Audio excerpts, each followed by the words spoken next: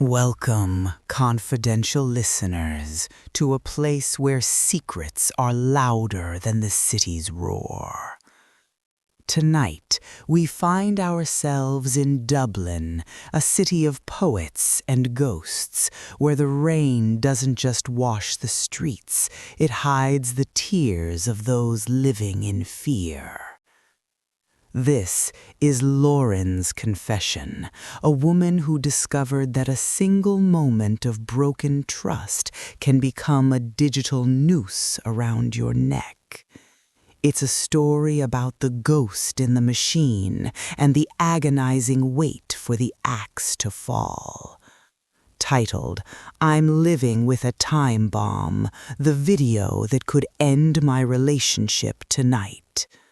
So, bolt the door, ignore the wind at the window, and listen closely, because the audience for this truth is only you. I had just stepped off the bus on O'Connell Street, the Dublin wind biting through my coat when I saw Kate. We were friends, or so I thought, but the look on her face wasn't friendly. It was hungry, the look of someone holding a piece of gossip like a jagged stone. "Lauren, why didn't you ever tell me you had a bit of a thing with my brother Cillian? I saw some interesting things on his phone last night." My blood turned to slush in my veins. Cillian. It had been nearly 2 years since those 2 nights. The second night I'd had too many whiskeys at the pub, my judgment blurred by the amber liquor. I thought it was just a mistake between friends. I never knew he was filming. She told me she saw a video, a hot video. The word felt like a slap. I had been with Ryan for 8 months now. Ryan, who was a man of rules and standards, a man who looked at me like he was my whole world. If he saw that, if he saw Cillian's betrayal, my world wouldn't just crumble, it would vanish. I didn't go home. I went straight to Cillian's place. He was outside, tinkering with an old motorbike, grease up to his elbows. When he saw me, his face went as gray as the Dublin clouds. He knew. "Did you film us, Cillian? Did you put a camera in that room without telling me? My God, tell me the truth." He stumbled over his words, his eyes darting everywhere but mine. He lied. I could smell it over the petrol fumes. He said his sister was mental, that there was no video. I pointed my finger at his chest, right over his black heart. "If that video ever sees the light of day, Cillian, if anyone else watches it, I'll make sure you regret the day you were born. That's a promise." He stayed silent, but the fear in his eyes gave me a hollow victory. I walked away, but the damage was done. That night, when Ryan came over to my flat, I couldn't even look him in the eye. I told him I had a headache. It wasn't a lie. My head was screaming with the weight of a secret that was no longer mine. I was a woman walking a tightrope, and Cillian held the scissors. The months that followed were a masterclass in acting. I convinced myself that my threats had worked. Cillian stayed away, and Kate stopped making those snide remarks. I buried the memory of that digital ghost in the back of my mind, right under the floorboards of my soul. Ryan and I hit our 1-year anniversary. He took me to a candlelit dinner in Temple Bar, the kind of place where the music is soft and the wine is expensive. He gave me a gold ring, not an engagement, but a promise. "You're the only person I've ever fully trusted, Lauren. I like that we don't have games between us." His words felt like a hot iron on my skin. Trust. It was the one thing I couldn't give him back in full. Every time he laughed, I wondered if he'd still be laughing if he knew what was sitting in a folder on a coward's phone. I was building a life on a foundation of glass, praying the sun would never hit it the wrong way. I even stopped checking my phone with a racing heart. I thought I was safe. I thought the fire had gone out. I was wrong. It was just smoldering. 1 year and 3 months. That's how long the fuse burned. It was a Sunday morning in Dublin, the kind where the city is quiet and the church bells are the only thing you hear. I was still in bed, the sheets warm, reaching for my phone to check the time. There was a message from my cousin, Siobhan. She lived just a few blocks away, and we hadn't spoken in weeks. The first line of the text made the room go dark. "Lauren, tell me this isn't you. Gutho just showed me a video doing the rounds in the lads' WhatsApp groups. It's you and Cillian. It's everywhere." I didn't even breathe. I hit the attachment, and there I was, a grainy, voyeuristic nightmare from a year and a half ago. It was knitted. It was undeniable. My private sanctuary had been turned into a public spectacle. My heart didn't just beat, it hammered against my ribs like a trapped bird. The desolation was instant. I thought of the lads in the pubs, the neighbors, the people I worked with. But mostly, I thought of Ryan.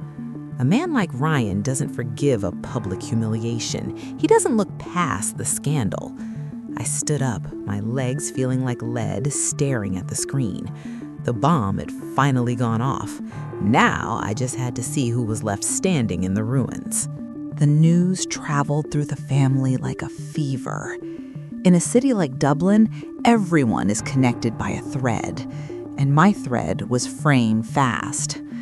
I stayed locked in my room for 48 hours, watching the gray rain wash against the window, waiting for the knock I knew was coming. When my parents finally walked in, they didn't look angry. They looked diminished.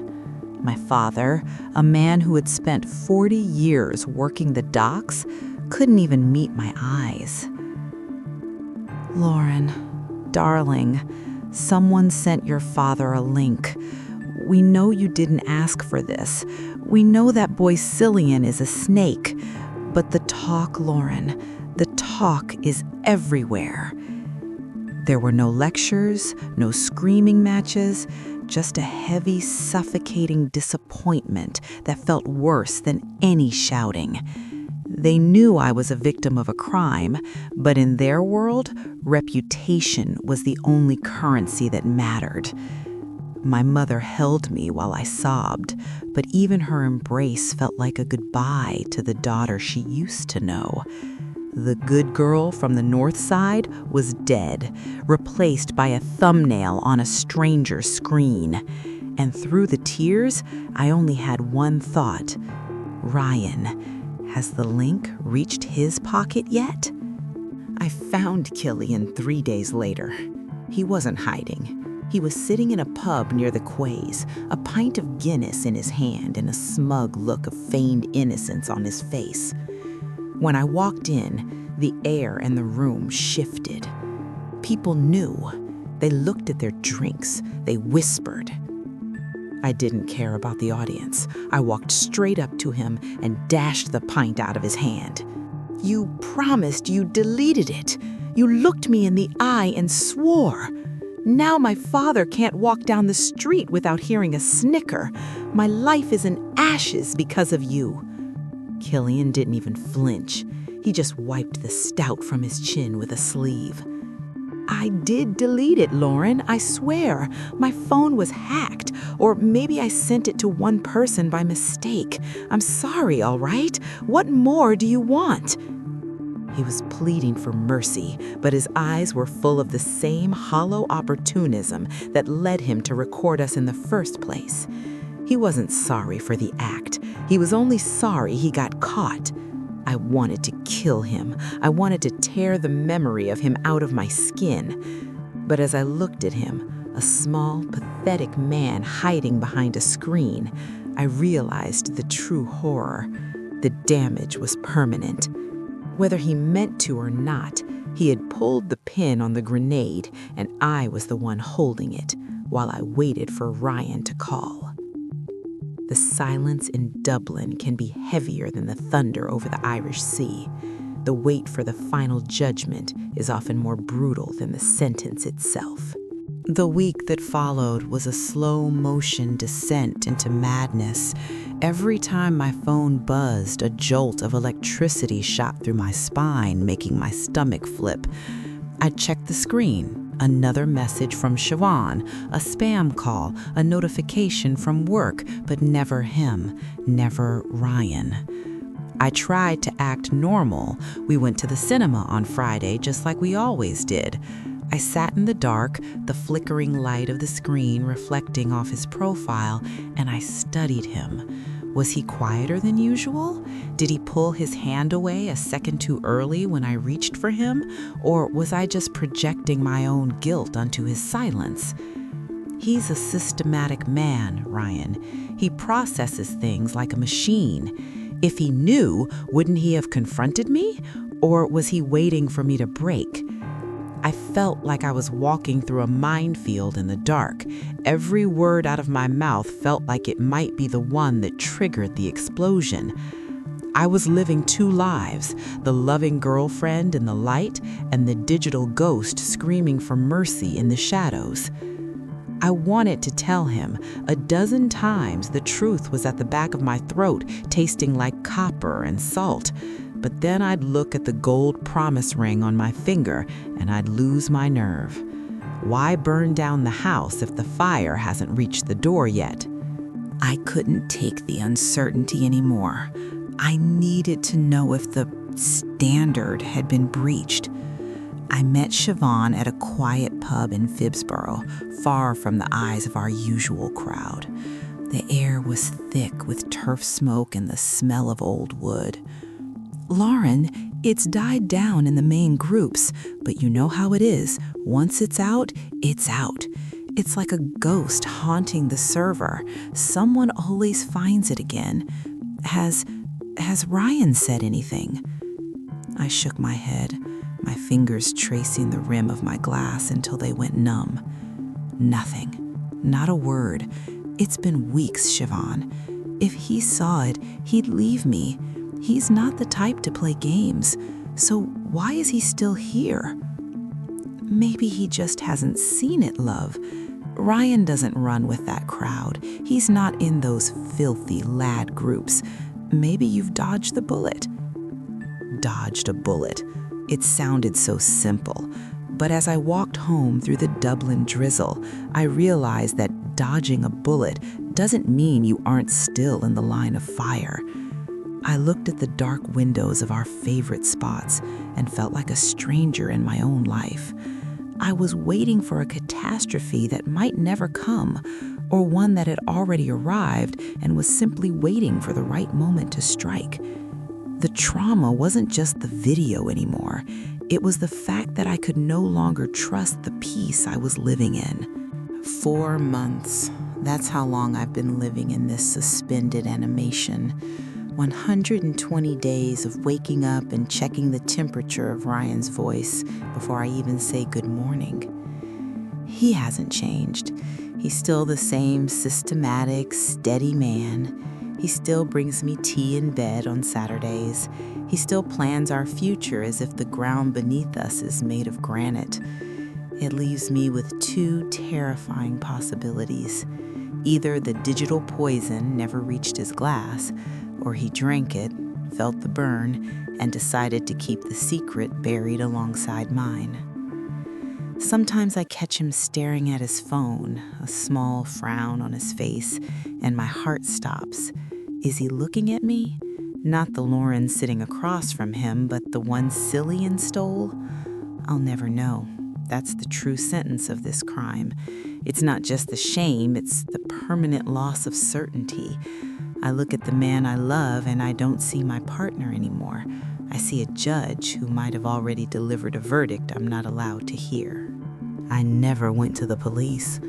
The thought of standing in a bright room and explaining my most private moments to a stranger in a uniform felt like being recorded all over again.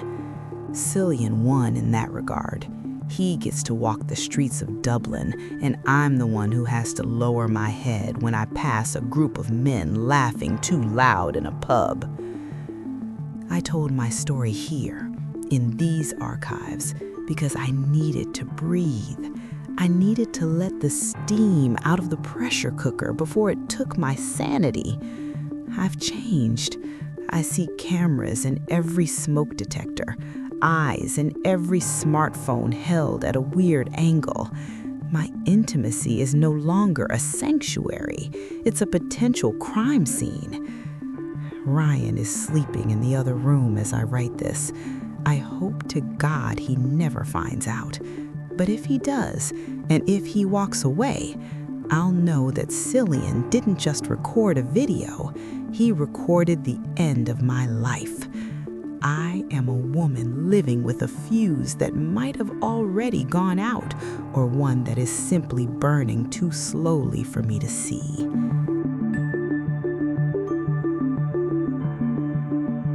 And that is the heavy archive of Lauren and the Digital Ghost. A story that serves as a modern warning that in an age of infinite memory, the past is never truly behind us. Lauren remains in the shadow of the unknown, tied to a man she loves by a thread of silence that could snap at any second.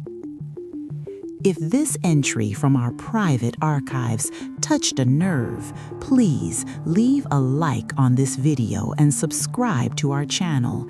Help us bring more of these unspoken truths out of the dark.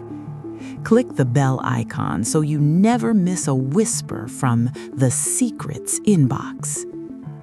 But now I turn this over to you, my confidential listeners. Do you think Ryan already knows and is staying for love? Or is Lauren right to keep the secret as long as the bomb hasn't exploded? Leave your thoughts in the comments below. Because in a world where everyone is watching, the only place left to hide is inside the silence of a secret.